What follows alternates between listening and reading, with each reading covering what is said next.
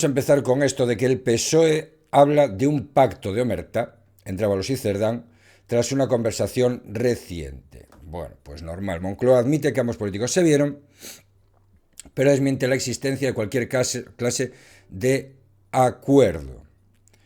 Ocurrió el jueves 14 de noviembre a media mañana. El exministro José Luis Ábalos se encontró con Santos Cerdán en el Congreso de los Diputados, en una zona alejada de las cámaras, junto con las máquinas dispensadoras de café del edificio de ampliación cercana a la sala de prensa. Ábalos y Cerdán despacharon durante unos minutos en una jornada de pleno.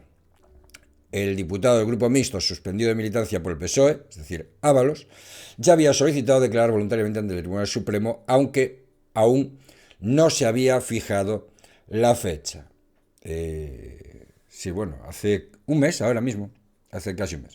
Según testigos de los hechos, fue una conversación tensa en la que Ábalos hablaba mirando a Cerdán, a quien señalaba con el dedo índice, mientras el actual número 3 del PSOE miraba cabizbajo hacia el suelo sin pronunciar palabra. Entonces no fue una conversación, o sea, fue un cabreo, o sea, de decir, bueno.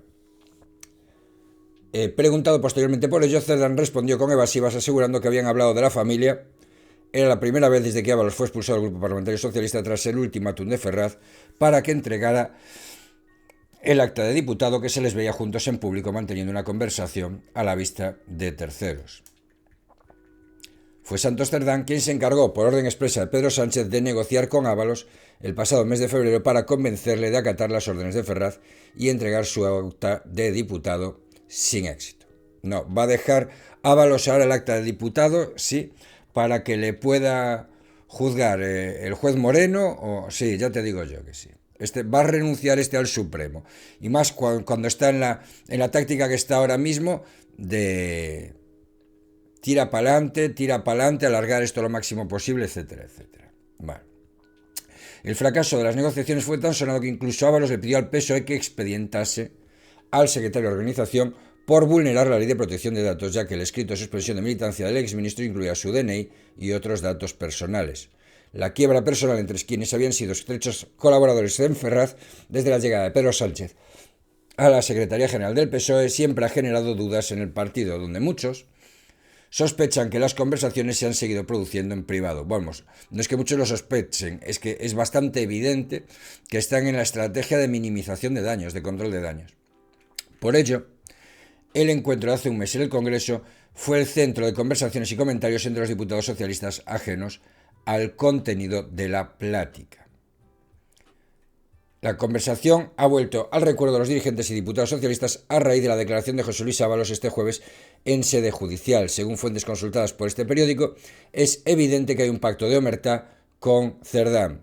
De esto vamos a hablar hoy en el vídeo del canal principal de YouTube. O sea, es así, lo que ha dicho Ábalos y sobre todo lo que no ha dicho. Es evidente que hay un pacto de omertá con Cerdán para volcar toda la responsabilidad en Koldo García, que ya no se puede salvar.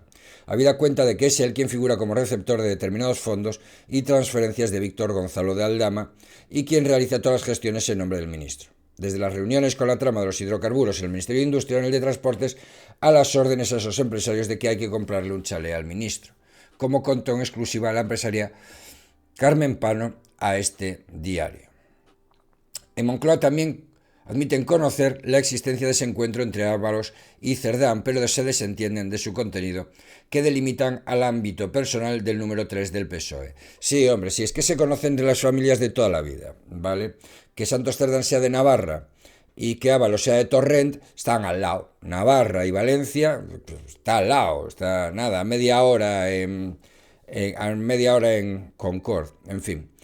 Que delimitan el ámbito personal del número 3 del PSOE. En este sentido, desmienten que el gobierno haya llegado a un pacto de silencio con quien fuera el fiel escudero de Pedro Sánchez. Claro, es que lo tienen que desmentir. ¿Qué van a reconocer que hay mierda y que la están intentando tapar? Pues evidentemente no pueden hacer eso. Dicen lo que pueden decir, sin más. Lo único que podrían decir en este caso, además. Pero 10 meses después de expulsar al grupo mixto Ábalos con el argumento de ser implacables frente a la corrupción, el gobierno ha virado en su discurso y suaviza el tono con quien fuera el ministro más poderoso que ha tenido Sánchez desde su llegada a Moncloa. En la copa navideña de Moncloa, María Jesús Montero defendió ante un grupo de periodistas este miércoles que no hay ninguna prueba de nada ilegal contra él Y preguntada por The Objective por el contrato de alquiler con opción a compra, quieto, que firmó para el piso de la Castellana valorado en 2 millones de euros, preguntó en tono beligerante: ¿es ilegal firmar un contrato de alquiler? ¿Es algo ilegal? No, no es ilegal. ¿Sabes lo que pasa? Que yo no conozco a nadie que firme un contrato de alquiler de un piso que no puede ocupar. De un piso que tiene ocupas dentro y que además está bastante destrozado, ¿no? Yo no conozco a nadie que alquile un piso que no puede habitar. ¿Vale? Entonces, pues claro, no es que sea ilegal, pero canta, pero vamos, como una sardina 2 días al sol. O sea, incluso el ministro de Presidencia, Félix Bolaños, en la misma copa de Navidad en el Palacio de la Moncloa, abrió la puerta a que Ábalos recuperara la militancia del PSOE, ahora suspendida, en caso de que demostrara su inocencia.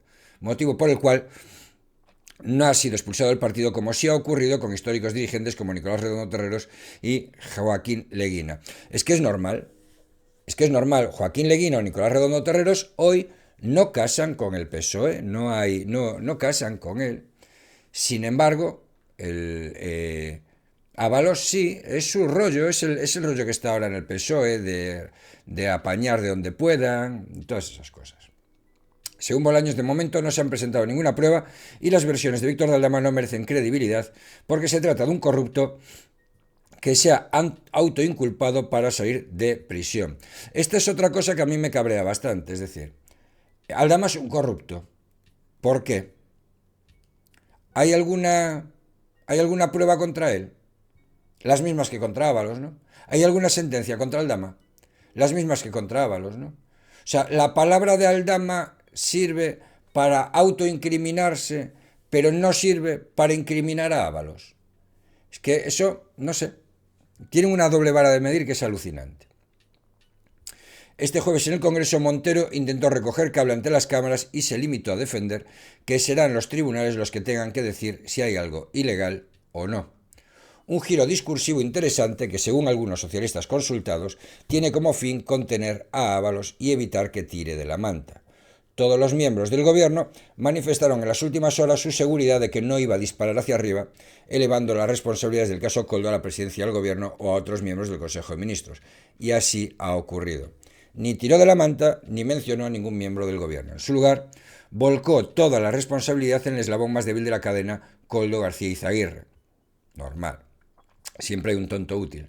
En el PSOE creen que el pacto no es con Koldo, sino con Cerdán, y si Koldo aguanta de momento acabará estallando. No va a aguantar la presión familiar ni aceptar ser el chivo expiatorio. El gobierno persigue un cierre de filas a modo de terapia grupal para evitar deserciones y fugas de información, pero ante todo, soldar el blindaje conjunto ante la cacería humana que describió Cerdán en el 41 Congreso Federal de Sevilla. Pedro Sánchez alerta de que pretende resistir pese a las cartas marcadas del PP en sintonía con algún juez que investiga al gobierno. Una estrategia de atrincheramiento que de momento mantiene alineados los intereses de Sánchez con los de Ábalos, al menos hasta la siguiente declaración judicial. Mira, aquí va a ser un sálvase quien pueda, eso lo tenemos claro todos. En el momento en que Koldo vea que le van a calzar todo el marrón a él, Koldo tiene hijos pequeños, Koldo no es un licenciado en ingeniería aeroespacial, Koldo es un tío que era vigilante y escolta en Navarra, que no tiene mayor oficio ni beneficio, que le han acostumbrado a estar en los centros de poder porque era el hombre para todo y era el tío que se prestaba a hacer todas esas cosas.